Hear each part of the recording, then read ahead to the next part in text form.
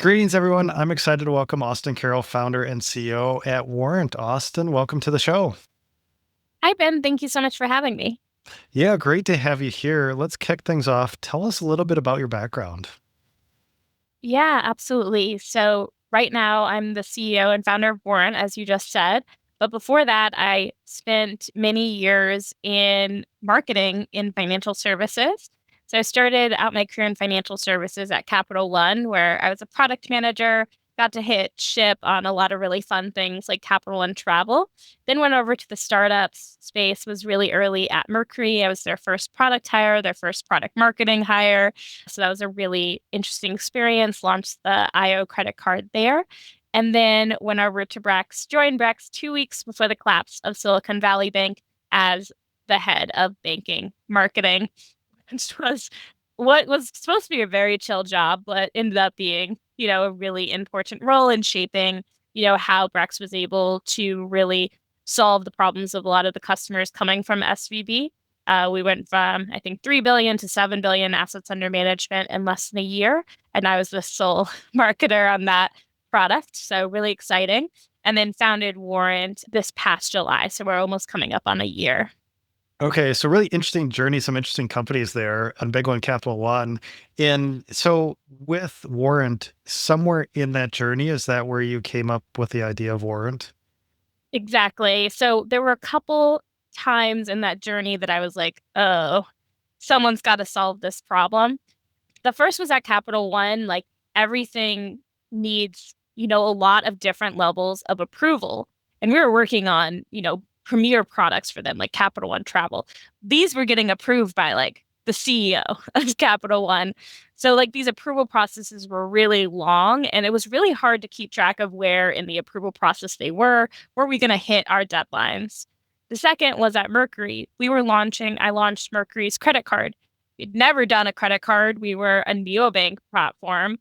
Suddenly we have these new partners we're working with. We don't know what we can say about credit and business credit. And it's not like there's a guide out there. It's not like, here's what you can say.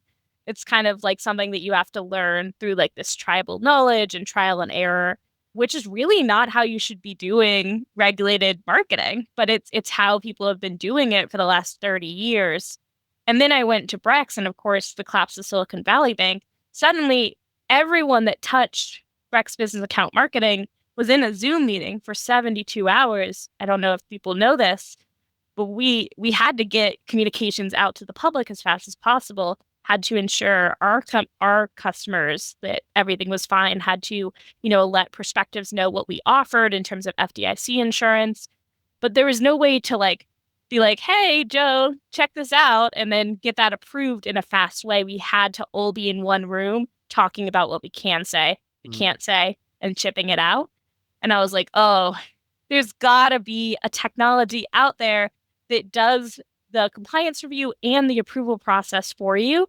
And then I actually looked and I found a lot of really old file cabinet solutions that just didn't work for modern marketing orgs or modern compliance orgs, if there is such a thing.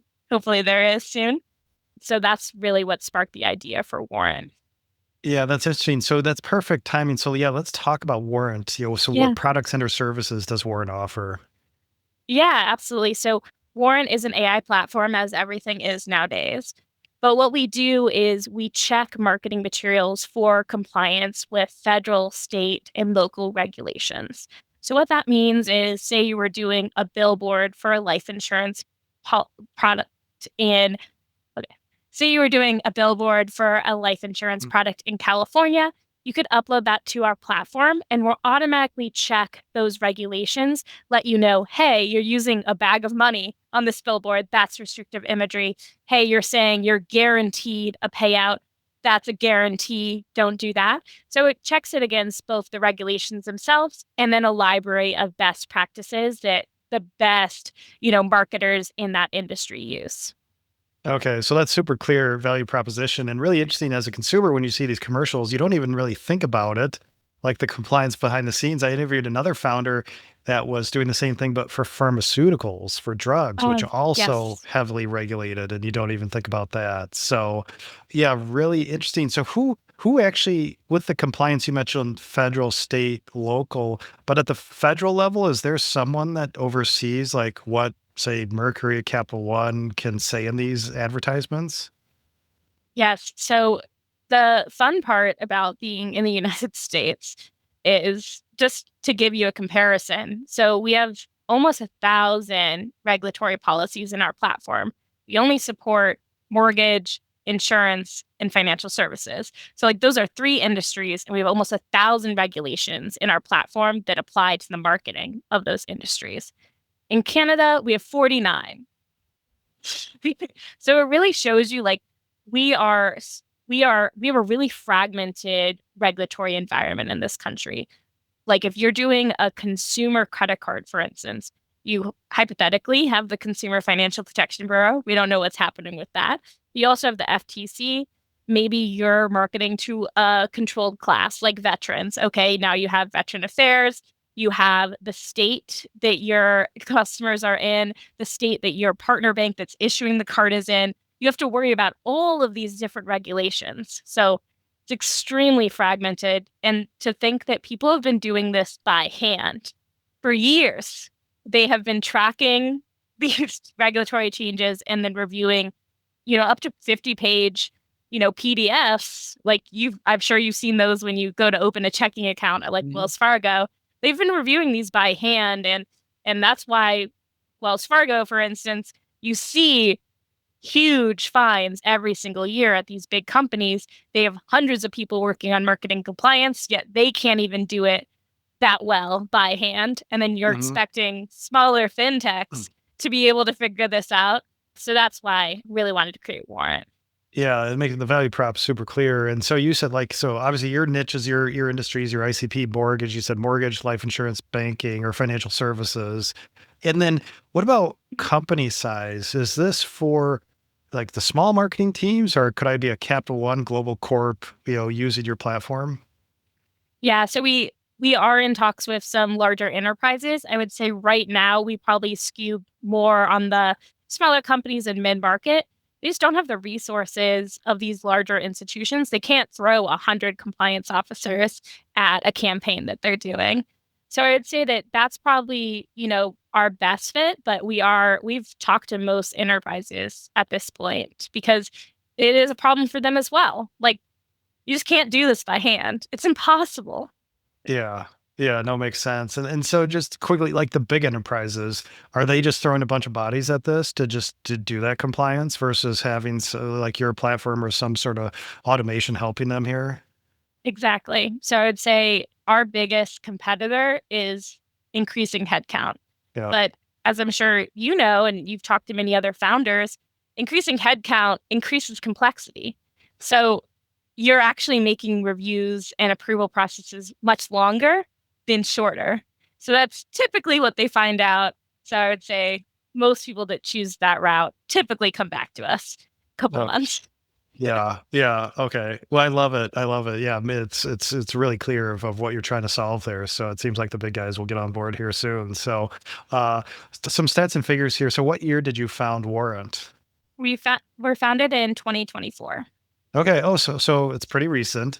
And Yes. then do you have a location or headquarters location or are you remote? Yes. So we have offices in Durham, North Carolina and Chattanooga, Tennessee. So we're Southeast US Okay. team, but we're pretty frequently in New York as well. So your listeners might see us doing a lot of New York events. Oh, that's great. I was just in New York for a couple events, so that's Oh, great. cool. So, and then current team size. Yeah. So right now we have 7, 5 are full time. Okay. So 7, 5 full time. And then anything you want to share around, now, are you revenue generating right now? Or are you in that pre-revenue stage? We are revenue generating, but we don't want to share exact numbers at this Hmm. point. We officially launched last month. And given that we are in such a regulated industry, we have started sales conversations with so many people, but we're just working through Okay. those sales conversations right now. The average time to close for your listeners for banks, credit unions, financial services, Hmm. and insurance, typically 6 to 12 months. Okay. Interesting. So, well, that makes sense. And especially probably as you scale up. So 6 to 12 month sales cycle. But again, early stage, probably but gathering still some more. but already generating revenue, which Yeah. is great. Yeah, that's great. I mean, it's a clear value proposition. So I love that. So right now, all right, so revenue generating longer, a little bit, decent sales cycle. So how are you finding these early customers? What does your go-to-market motion look like less than a year in? Yeah, absolutely. So we launched last month officially. We were doing kind of pilots with a lot of other firms, just, really solidifying our product. We did something pretty insane for an early stage startup in that we completely changed our product. We kept solving the same problem, but we saw how people are interacting with that initial MVP. And we're like, okay, let's create a product that mirrors those flows that they actually want to use. So we actually completely changed our product, relaunched in April. And in terms of how we're getting these enterprise sales like things, which is still unbelievable to me, it's really just being really active in the market, like being really visible where these people live. So we go to these conferences, especially the smaller conferences that are invite only. We are there meeting with insurance companies, meeting with the innovation arms of companies, which is really driving a lot of these AI purchase decisions right now. So we're there. We also have a newsletter, really just talking to our customers, providing value, providing the insights and news that they need to kind of understand. It's been a really awesome way to kind of nurture these customers without constantly following up and being like, hey, are you ready to implement an AI marketing compliance solution? And then, thought leadership as well, just in the space, posting on LinkedIn. I would say that right now, like 60% of our leads are inbound, which I think is very uncommon, but I don't know for sure. But it has been nice. It makes me validated as a marketer.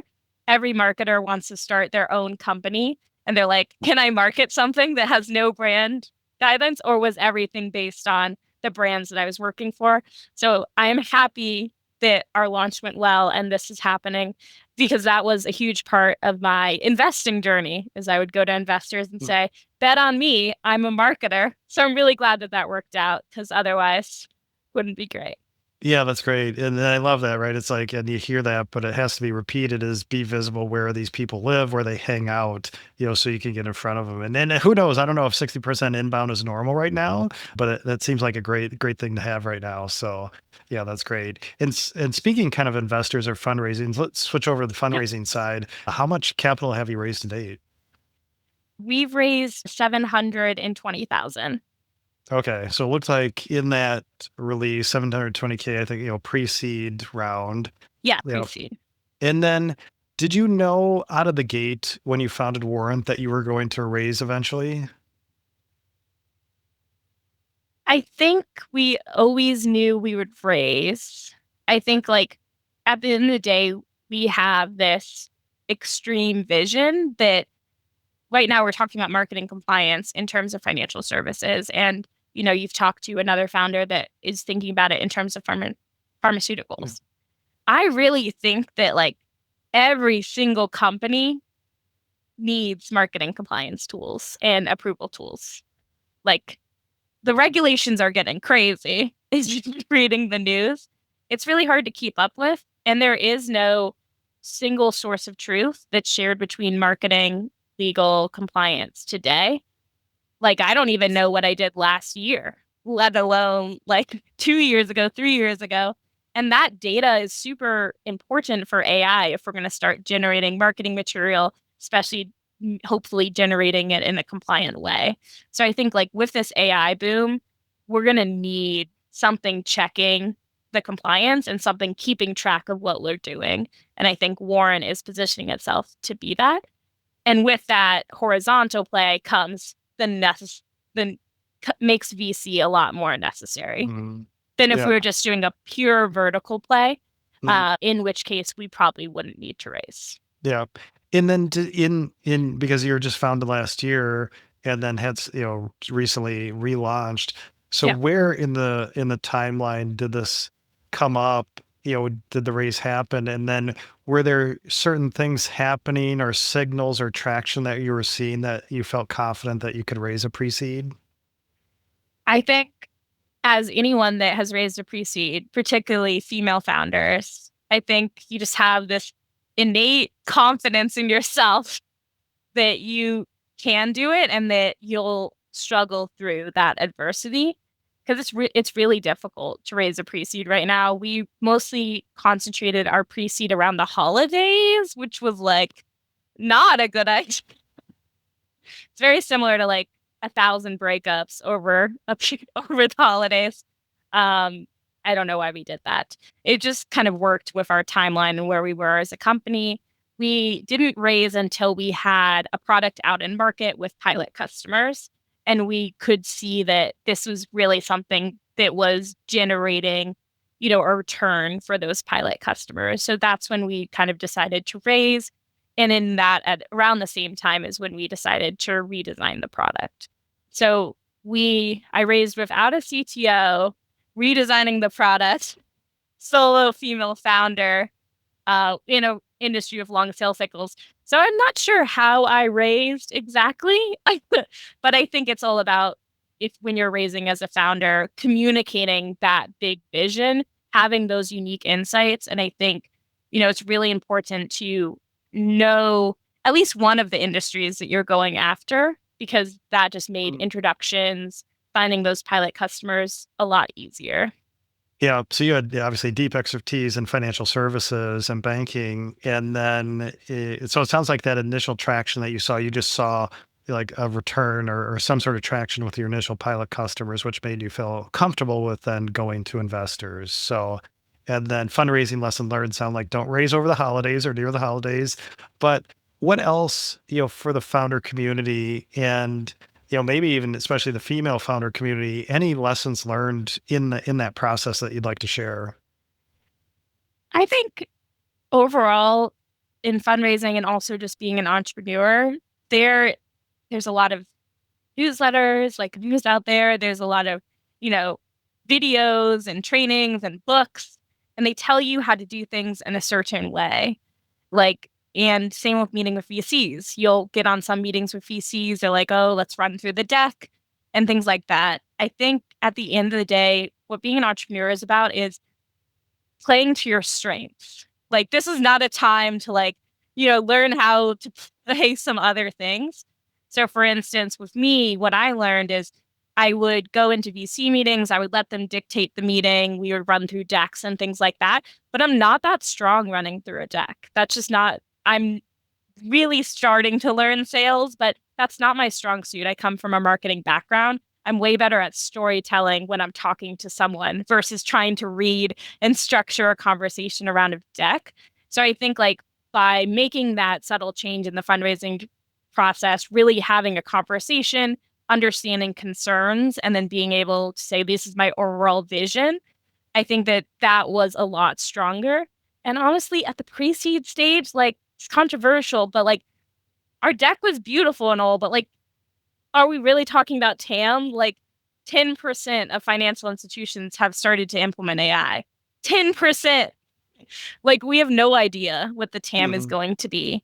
I think a lot of the pitch deck methodology that's out there is super outdated for what's happening right now. The only thing that matters is the vision, the team, and, the go-to-market and distribution play that you're going to follow.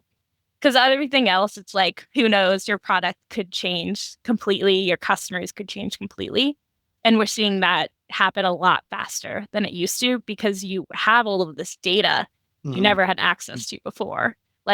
We saw that insurance was coming to our website 10x banks. And then we were able to put up a landing page. We were able to add those policies and support for a whole nother industry that we didn't even anticipate. Yeah. And we launched last month.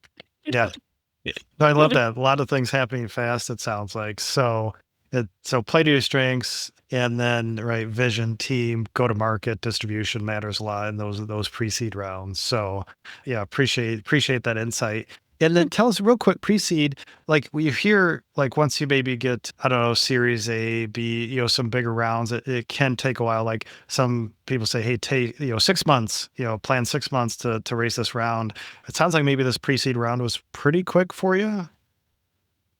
Yes, It was pretty quick, but it wasn't as quick as I wanted it to be. Hmm. So I think you used to be able to do pre-seed rounds in a month or even in like 2 weeks. That might still be possible in San Francisco. I'm not sure. I'm not in San Francisco.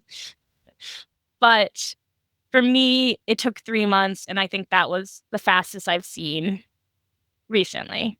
Okay. All right. Yeah. And Good. and Yeah. and we did have Thanksgiving and Christmas in there. Oh, that's right. So, The holidays. Yeah.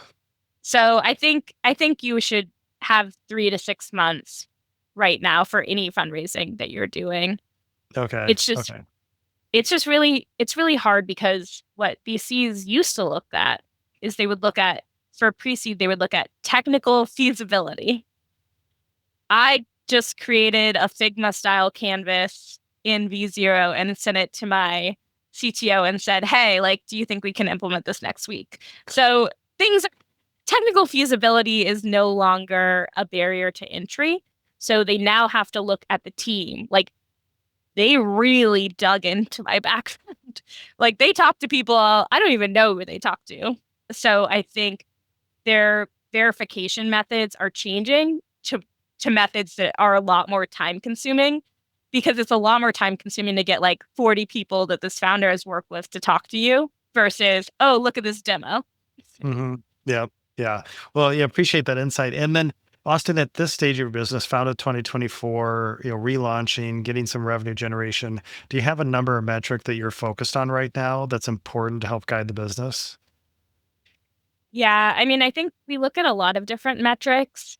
I would say obviously revenue is a Hmm. lagging metric, but always something that we're keeping track of, especially like forecasted revenue and how that's playing against our projections. But I think for me, like as we're still very early in product market fit, we're still seeing like we're in financial services, which seems like a more tailored industry, but is actually like 15 different industries. Like we're in product financial services is going to adopt us quickest, is going to be quickest to close. As we're still figuring that out, I'm really looking at like website visitors. Who is searching actively for a solution and then lands on our page?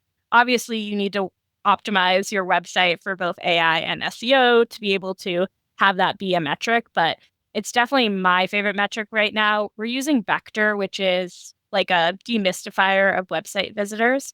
And it's been really helpful to kind of track exactly what industries, functions are searching for our product. I think it's really going to speed up our time to product market fit. Interesting. Yeah. Because there are a lot of, I was going to ask, there are a lot of tools out there that help you kind of decipher, they'll boil down like the company type, the industry type and who's visiting and yeah, And filter their leads. LinkedIn. Yeah, Yeah. it gets really scary out there, It guys. does. It does. But Yeah. it's very helpful for founders like me. So please keep visiting early stage startup websites. Yeah. Love that.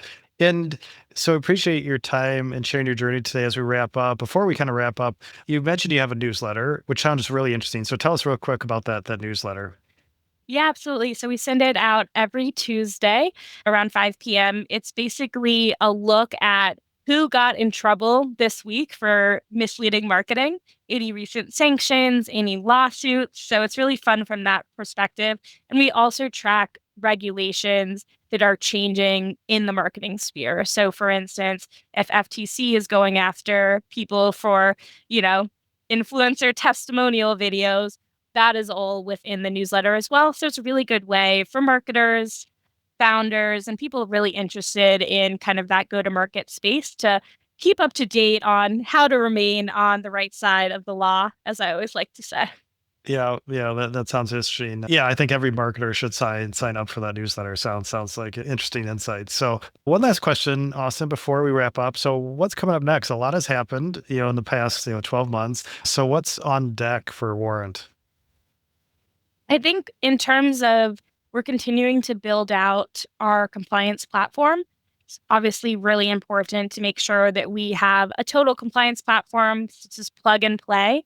So we're working on social media and web monitoring just to make sure like everything is staying compliant. It's approved in Warrant, but God knows what happens before it gets published. So really closing that whole loop on compliance, which has never been done before for some reason. So we're doing that as well. And then really just continuing our sales journey, continuing to meet with prospective customers and, sales inbounds, and really just continuing to drive this. I think we're still so early and there's so much chaos that I think a lot of people are starting to really consider using AI for marketing compliance, and we'll be there when they do. Yeah, that's great. Well, I love that. Well, thanks for sharing your time and your journey so far. If listeners would like to learn more about Warrant, where should we send them online? Absolutely. So you can go visit our website on hellowarrant.com. And then if you want the newsletter, it's called Marketing Most Wanted. It's on Beehive. You can also follow us on LinkedIn as well if you don't want to sign up for another newsletter. I think I'm going to sign up for that newsletter. I need to know now. So if you'd like to learn more, check out hellowarrant.com, and then the newsletter is Marketing Most Wanted. And with that, Austin, really appreciate your time and sharing your journey. Yeah, thank you so much for having me, Ben. Thanks, Austin.